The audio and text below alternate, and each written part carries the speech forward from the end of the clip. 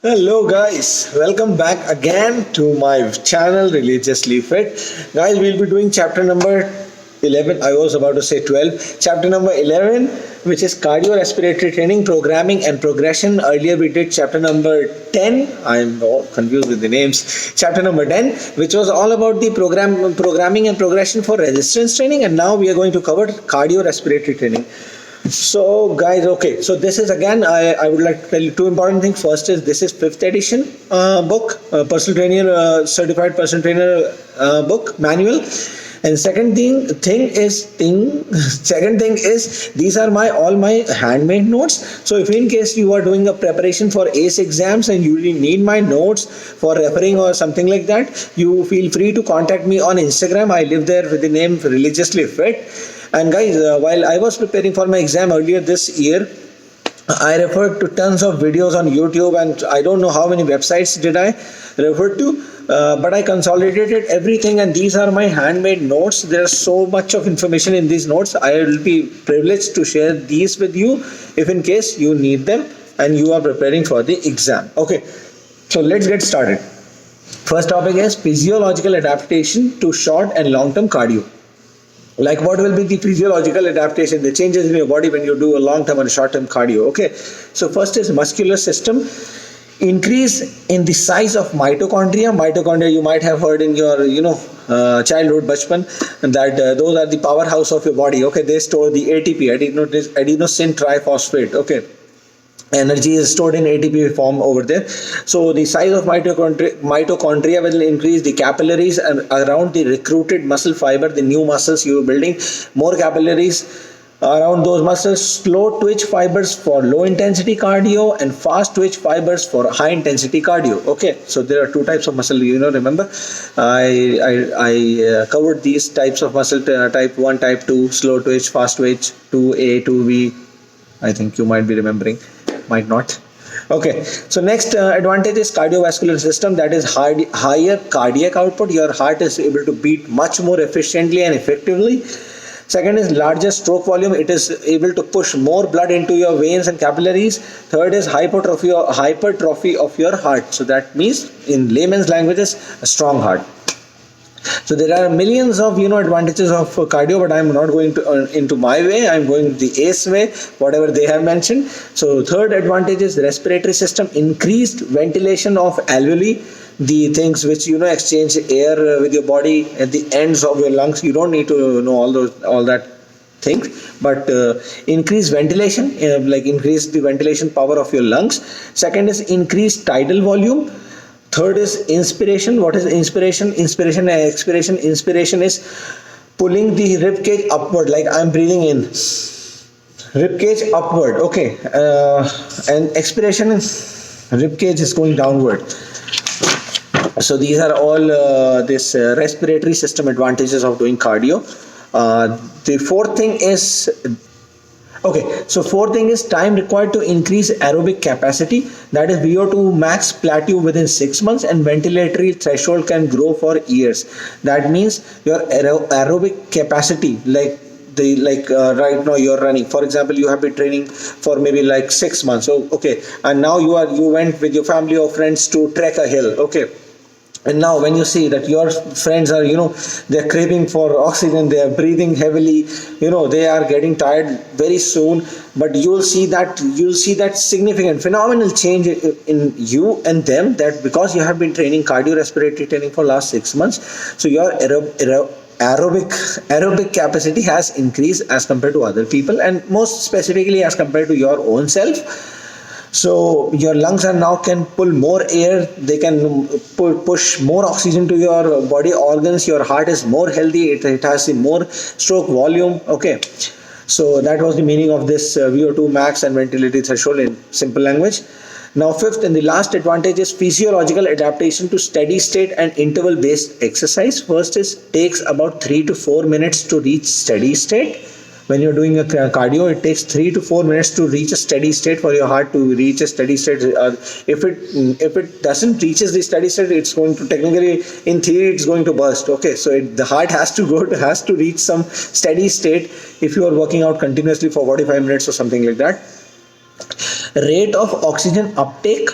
heart rate and ventilation, blood lactate concentration, body temperature reach stable levels after a short period of exercise.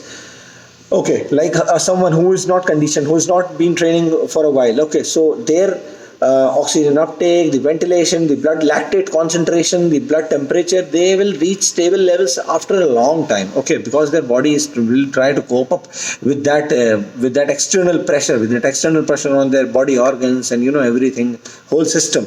But on the contrary, to the person who has been training for quite a while, they'll reach that steady state very soon as compared to the people who are deconditioned.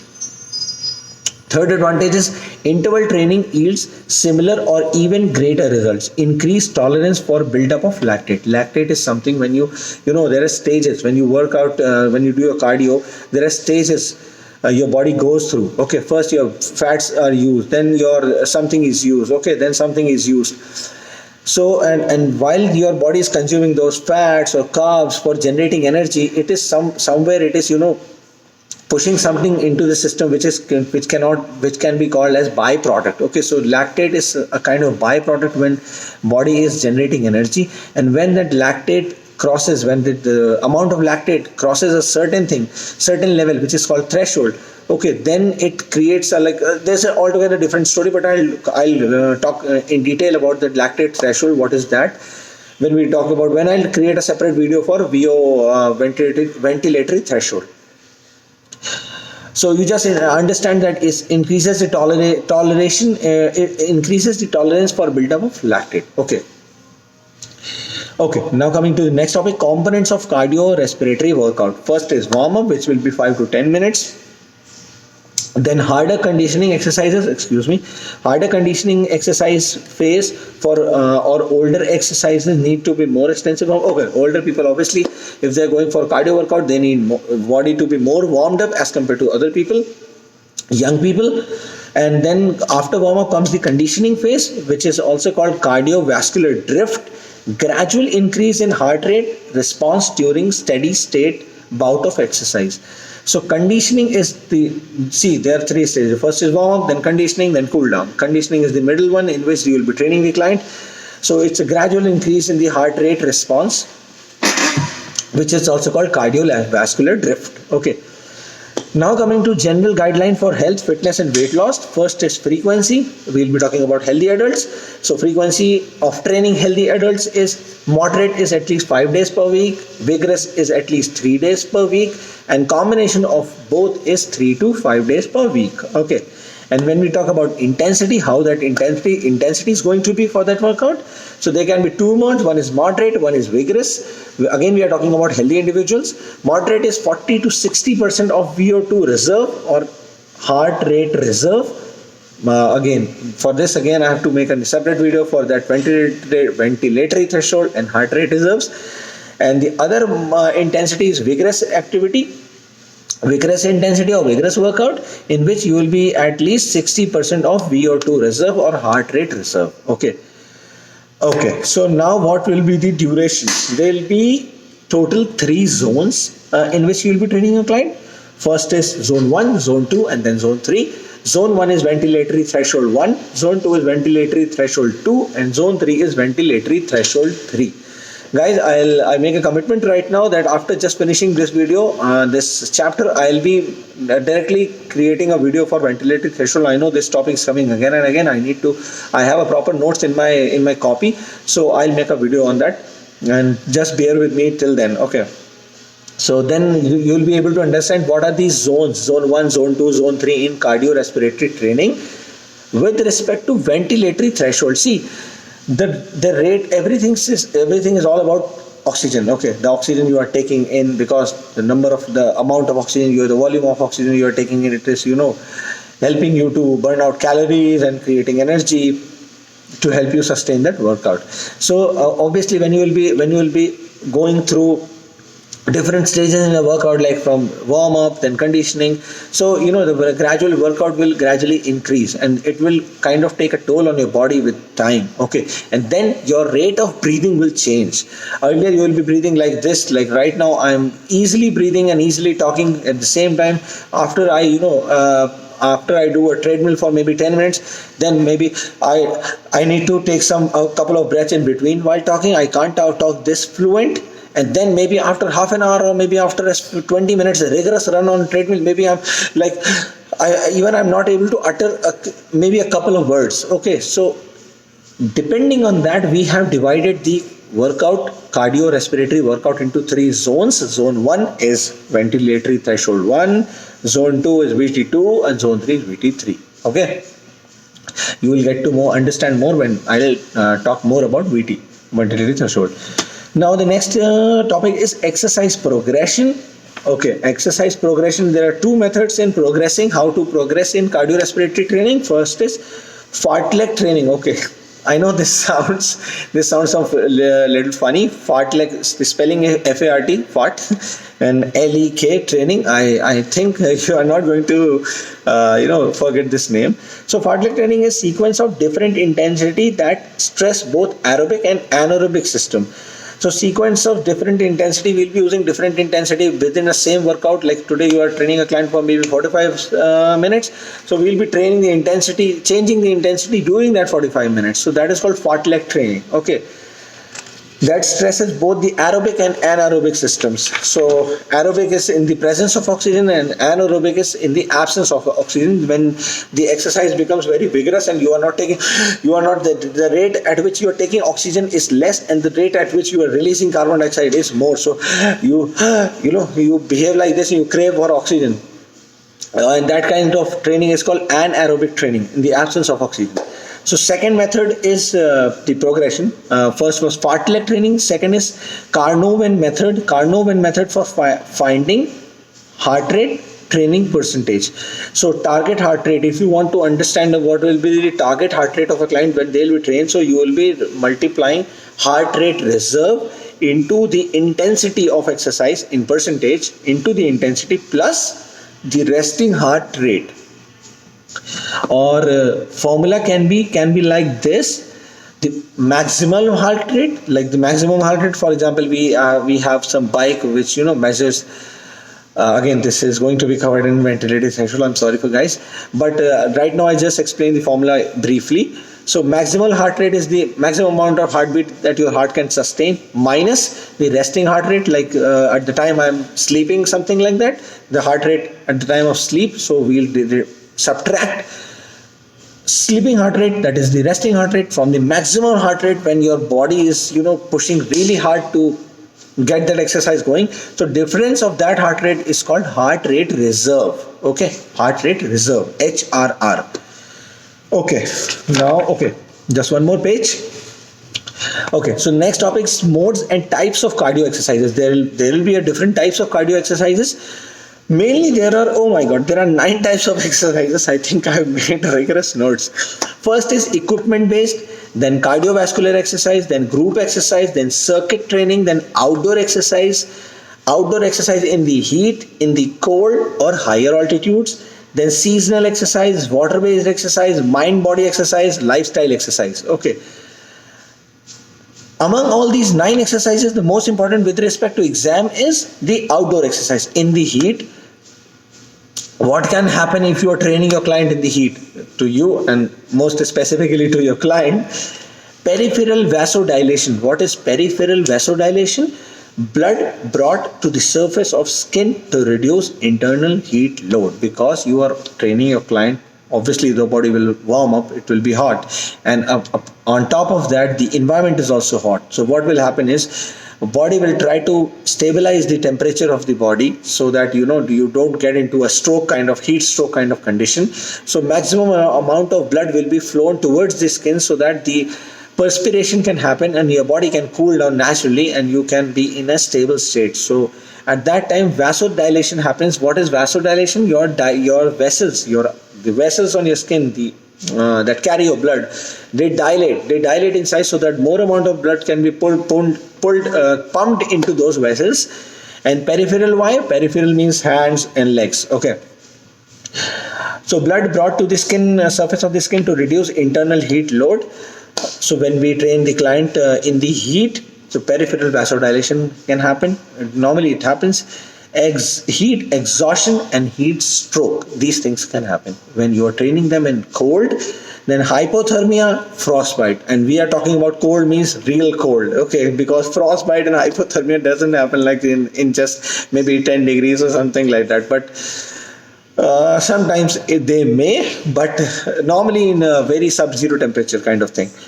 Higher altitudes is O2 in the air, oxygen in the air reduced due to partial pressure. So because there is less oxygen at higher altitude, your client might face difficulty while doing the workout. Okay, so these were the modes and types of cardio exercises. 9 types: equipment based, cardiovascular, group training, circuit training, outdoor, seasonal, water based, mind body, lifestyle. Okay, so now going to the last topic of this chapter, and this is the most important one, that is ACE IFT integrated fitness training model, cardio training phases. What are the phases? These are very, very important with respect to the ACE exam. So phase 1 is aerobic based training. What comes under aerobic based training is create positive experience client so that they don't worry, they don't feel so frightened about the experience of the exercise, that oh my god, I can't do this exercise because this is so hard, there's so much pain and I can't do it. They are not coming for the second time, and definitely as a trainer you don't want this thing, that your client is not coming for the second time. You want them to come forever so that they stay healthy and remain fit. So aerobic based training means create positive experience, focus on steady state, not vigorous kind of exercises. Gauge by talk test. What is talk test? That right now, if you are my client and I want to understand, like I ask you to come on, get on a bicycle, okay, or a treadmill and just start walking, and then I ask them to do talk to me about anything or anything, so I gauge from that thing that how are they able to talk, like right now I'm talking, or they need oxygen, they find difficulty in talking to me. So from that experience, from that feedback, I'll be able to understand their ventilatory again that topic, ventilatory threshold. So based on that, I'll be going ahead with the training plan. Progress client when they can sustain steady state cardio for 20 to 30 minutes in zone 1 and at the rating of perceived exertion of 3 to 4. What is rating of perceived exertion? I'm training a client, I'm asking them, how are you feeling, sir? How are you feeling, ma'am? Then they tell me on a scale of 0 to 10, 0 is very easy, 10 is very hard. So they tell me, right now I feel 3 to 4. 3 to 4 is easy. The exercise is easy for them. So when a client is sustaining in steady state cardio for 20 to 30 minutes, and with the RPE of 3 to 4, then they are good to go to phase 2. Okay, phase 2 is aerobic efficiency training. Earlier was aerobic based training, now aerobic efficiency training. Increase duration and introduce intervals. Now interval training we will be doing.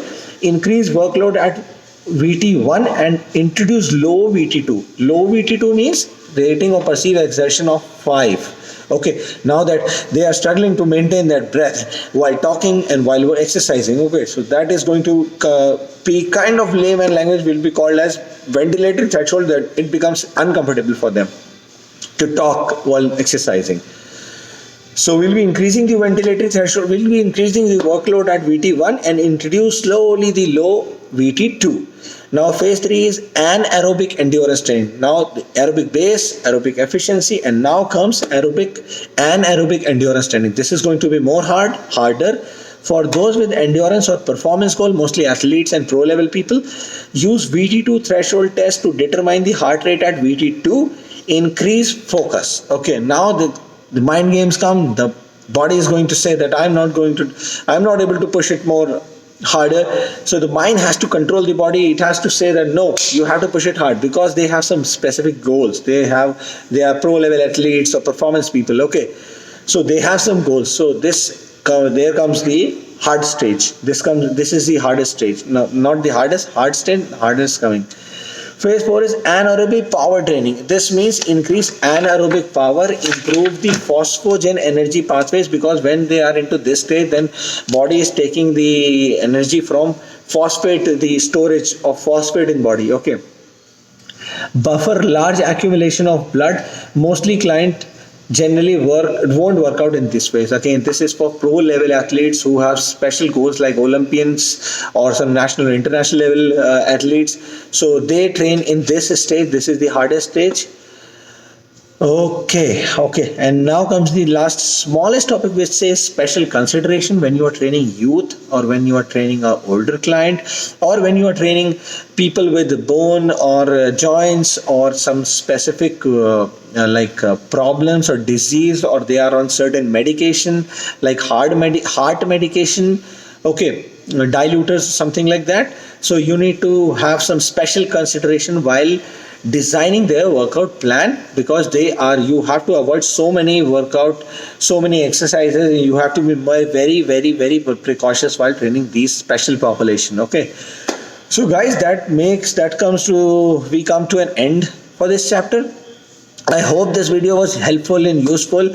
Please do let me know how was it, and please do let me know your kind and transparent feedback so I can add more values to my videos in the coming time. And as I said, I'll be creating a video for this ventilatory threshold, so that will create a lot of clarity in your mind with respect to that topic. Stay healthy, enjoy your life, and study hard. And let me know, reach out to me on Instagram, Facebook, or WhatsApp, or what was else? Instagram, Facebook, WhatsApp, YouTube. So thank you guys for watching. Have a great day. Bye bye.